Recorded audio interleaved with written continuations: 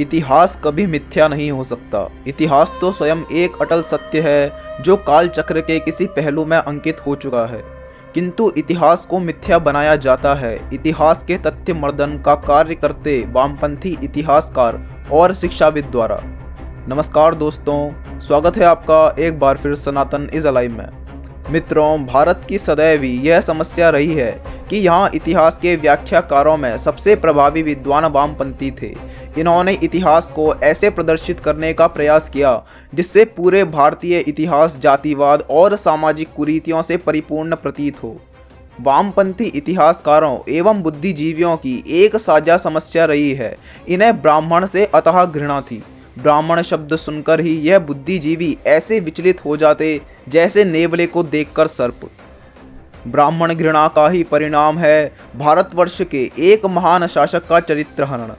ऐसा शासक जिसने अखंड भारत के स्वप्न को पूर्ण करने के लिए न जाने कितने प्रयास किए, भारतवर्ष की अखंडता की सुरक्षा के लिए कितने ही युद्ध किए। भारतवर्ष के इस महान शासक को इतिहास में मुगलों के 10वें हिस्से के बराबर भी स्थान नहीं दिया गया।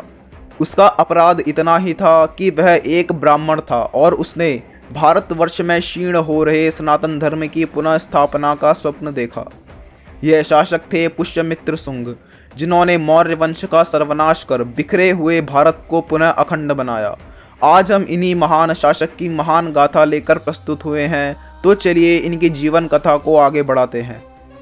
जिस अखंड भारत की कल्पना आचार्य चाणक्य ने की थी, उनकी मृत्यु के बाद वह परिकल्पना धुंधली होने लगी।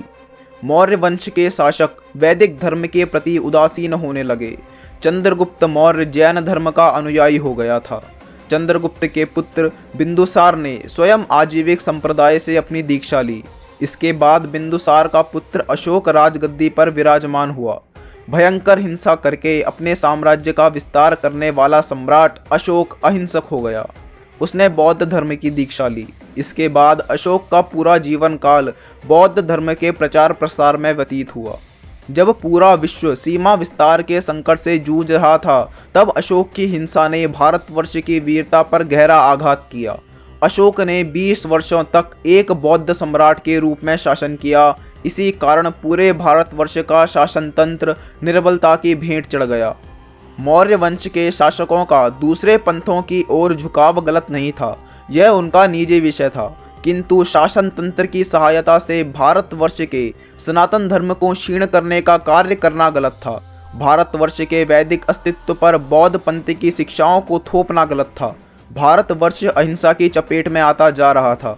भारतीय सनातन धर्म से विरक्ति की यह प्रक्रिया मौर्य वंश के अंतिम शासक बृहद्रथ तक चलती रही। बाण भट्ट द्वारा रचित हर्षचरित्र में भी बृहद्रथ प्रतिज्ञा दुर्बल कहा गया है, क्योंकि राजगद्दी पर बैठते समय एक राजा अपने साम्राज्य की सुरक्षा का जो वचन देता है, उसे पूरा करने में बृहद्रथ पूर्णतः असफल रहा। मौर्य साम्राज्य निरंतर दुर्बल होता जा रहा था और बृहद्रथ के शासनकाल में यह दुर्बलता अपने चरम पर पहुंच चुकी थी। अधिकांश मगध साम्राज्य बौद्ध अनुयायी हो चुका था। इन सब के बीच यह खबर आई कि ग्रीक शासक भारतवर्ष पर आक्रमण करने की योजना बना रहे हैं।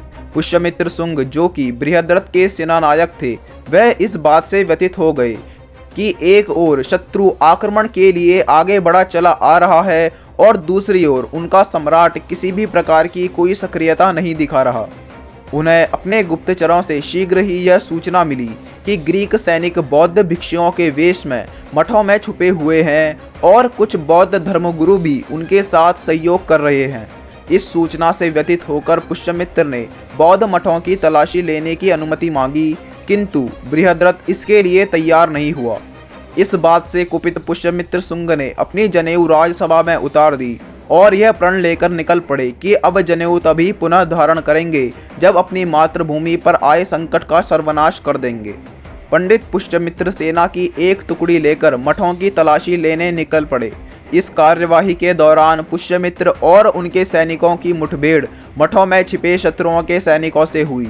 कई शत्रु सैनिक मृत्यु के घाट उतार दिए गए। जो शत्रु मठों में जीवित बच गए, उन्हें बंदी बनाकर पुष्यमित्र बृहद्रथ के पास लेकर आए और अपराधियों को दंड देने की मांग की। किंतु बृहद्रथ ने ऐसा नहीं किया, अपितु वह पुष्यमित्र पर ही क्रोधित हो उठा और उन पर अपनी तलवार लेकर बढ़ चला।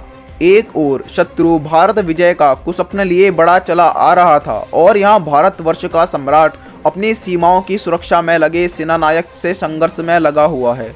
अंततः पुष्यमित्र ने बृहद्रथ को मृत्यु के घाट उतार दिया और क्योंकि सेना पुष्यमित्र के प्रति अनुरक्त थी, इसी कारण पंडित पुष्यमित्र शुंग को राजा घोषित कर दिया गया। राजा बनने के तुरंत बाद पुष्यमित्र शुंग ने अपंग हो चुके साम्राज्य को पुनर्व्यवस्थित किया। उन्होंने भारतवर्ष की सीमाओं की ओर बढ़ रहे ग्रीक आक्रांताओं को खदेड़ दिया और भारतवर्ष से ग्रीक सेना का पूरी तरह से अंत कर दिया। इस प्रकार पुष्यमित्र शुंग ने पुनः एक नए अखंड भारत की नींव रखी, एक ऐसे अखंड भारतवर्ष की जहां वैदिक सनातन धर्म अपनी मूल महानता की ओर लौटने लगा। बौद्ध पंथ की ओर जा चुके हिंदू पुनः सनातन धर्म की शरण में लौट आए। पुष्यमित्र शुंग के शासनकाल में वैदिक शिक्षा अपने चरम पर पहुंच गई। उन्होंने राष्ट्र निर्माण के तत्वों में सनातन धर्म के महत्व को सर्वोच्च प्राथमिकता दी। ऐसा कहा जाता है कि पुष्यमित्र के शासनकाल में मगध साम्राज्य के लगभग सभी निवासियों तक वैदिक शिक्षा की पहुंच थी। यही कारण था कि पुष्यमित्र का साम्राज्य उत्तर में हिमालय से लेकर दक्षिण में बरार की दक्षिणतम सीमा तक और पश्चिम में सियालकोट से लेकर पूर्व में मगध तक विस्तृत था। एक ब्राह्मण शासक होने का अर्थ यह बिल्कुल भी नहीं है कि वह शासक कट्टर हो। यदि पुष्यमित्र शुंग कट्टर प्रवृत्ति के होते तो उनकी सेना स्वयं उनके विरुद्ध हो जाती, जिसका कहीं भी उल्लेख नहीं है। पुष्यमित्र शुंग के विषय में एक मार्क्सवादी इतिहासकार गार्गी चक्रवर्ती ने एजेंडा बनाया है कि वह कट्टरपंथी ब्राह्मण था। यह सर्वविदित है कि वामपंथी और मार्क्सवादी भारतीय वर्ण व्यवस्था और विशेषकर ब्राह्मणों को भयंकर विरोध करते हैं।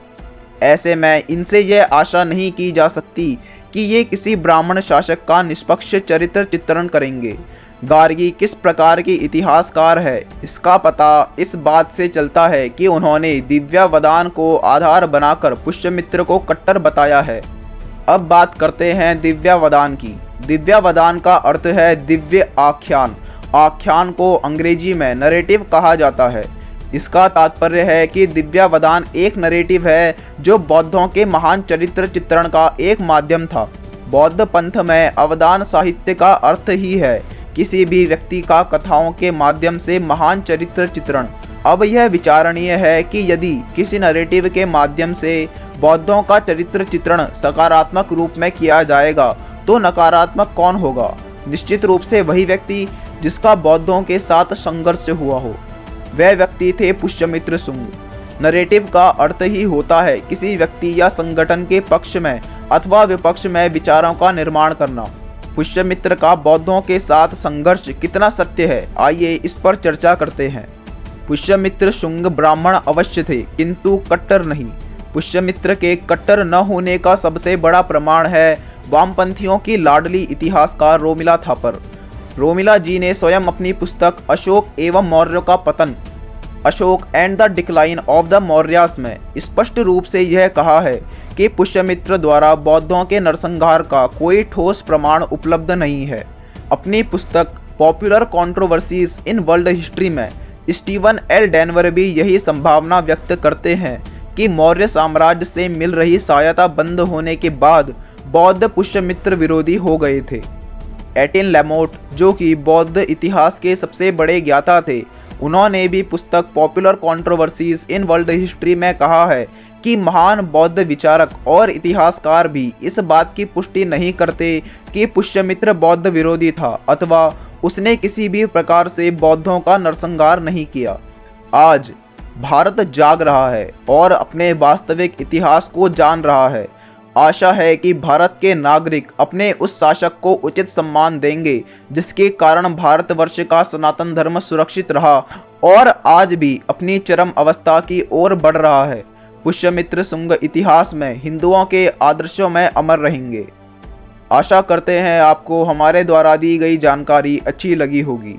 अगर आप आगे भी ऐसे ही सनातन धर्म और हमारे इतिहास से जुड़ी जानकारी पाना चाहते हैं तो हमारे YouTube चैनल को सब्सक्राइब कर लीजिए और नोटिफिकेशन बेल भी दबा दीजिए, जिससे कि हमारी आने वाली वीडियोस की जानकारी सबसे पहले आपको मिले। और अगर आप यह वीडियो इंस्टाग्राम पर देख रहे हैं तो हमारे पेज को फॉलो कर लीजिए। यहाँ पर हम सनातन धर्म से जुड़ी जानकारी पोस्ट तथा रील के माध्यम से आप तक पहुँचाते हैं। जय हिंद, जय श्री राम।